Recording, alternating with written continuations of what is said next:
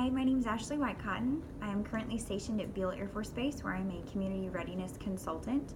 I've been here for about 3 years now. I am the TAP program manager, which is a transition assistance program, and I'm also the Air Force aid officer for the installation. I have a bachelor's degree in human family services and a master's degree in psychology. A very large portion of my job revolves around outreach within the squadrons, and so for me personally, I work with the maintenance group here on base, and so I work with 4 different squadrons, specifically focusing on making sure that they are mission ready at all times. So whether that is with employment readiness or financial readiness or in their personal lives, just making sure that they are taken care of so that they can do their job at the end of the day. I'm also a military spouse, going on 6 years now, and I am a mom to a beautiful 2-year-old little girl.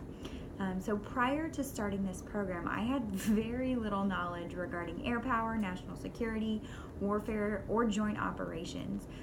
So even as a military spouse, it never occurred to me how much those concepts influence life for so many people, especially my own family. This entire course has been awesome for me, just to learn all of the different concepts and how to incorporate that into not only what I do, but what so many other people do. So my biggest takeaway has been focused on AirPower and warfare studies. So in PAPES, The True Worth of AirPower, from Foundations of AirPower, it really opened my eyes to how much we have changed since the inception of the Air Force, but also how much we still need to change. So one of the things they said was decapitation strategies have never been effective, and the advent of precision air weaponry has not made them any more so. Independent air operations have rarely been decisive. And with that, it blows my mind that sometimes that's still our first thing that we go to, is this how we should operate? And I understand the allure of it, of solely using air power. Ideally, you would have a reduced loss of life versus, on our side and with civilian casualties. Ideally, it would be a quicker resolution to the issue, and then also possibly more cost effective than sending hundreds, if not thousands, of troops to that area. However, if this strategy is so ineffective, I don't understand why we continue to focus on that. I think part of the reason that we do is because AirPower was the entire platform that the Air Force, separating from the Army, that was the entire platform the branch of service was built on. And so I could see that it would be our go-to, because this is what we do, is AirPower. We are AirPower. And so for us to keep focusing on that, I think we have to become more. In the Warfare Studies article, Air Mindedness 2.0, we need to do better than fly, fight, and win. I think it really focused on that, because it focuses on, it shouldn't be just a simple tagline, but how we should adapt and change. And one of my favorite quotes is, "It's time to think about AirPower as transdimensional, uniquely multi-dimensional, and inherently joint. The Air Force did not run away from home when it left the Army in 1947. It grew up and moved out. It's also outgrown its tagline and needs a mission statement befitting its role in national security." I agree completely with this statement. There's so many facets to the thing that the Air Force does in relation to national security, and I think a lot of that gets lost in just fly, fight, and win. What else is there to that? Because there are so many things that are encompassed here. I think having a mission statement that aligns with what the Air Force does will not only help new airmen better understand their role, but also how do they fit into the mission? How does the Air Force fit into the mission?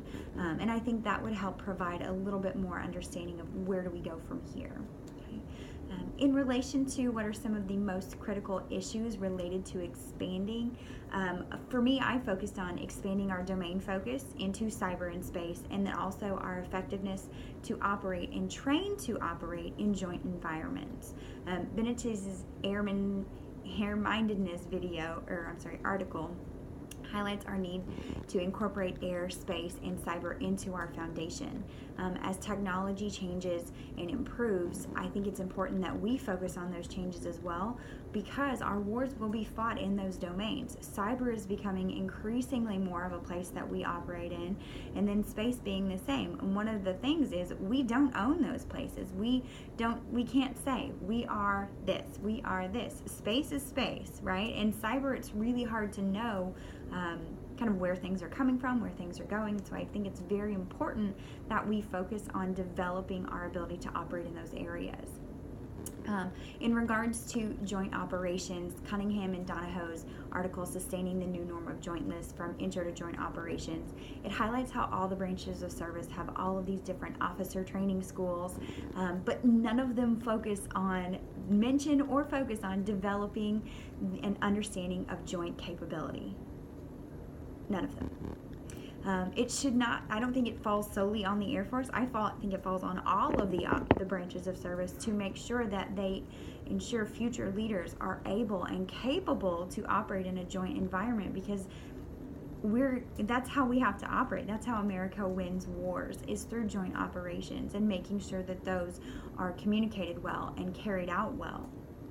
It's imperative to focus on the benefit and value of those joint operations. And so I want to say thank you, and I look forward to working with all of you and from learning from you.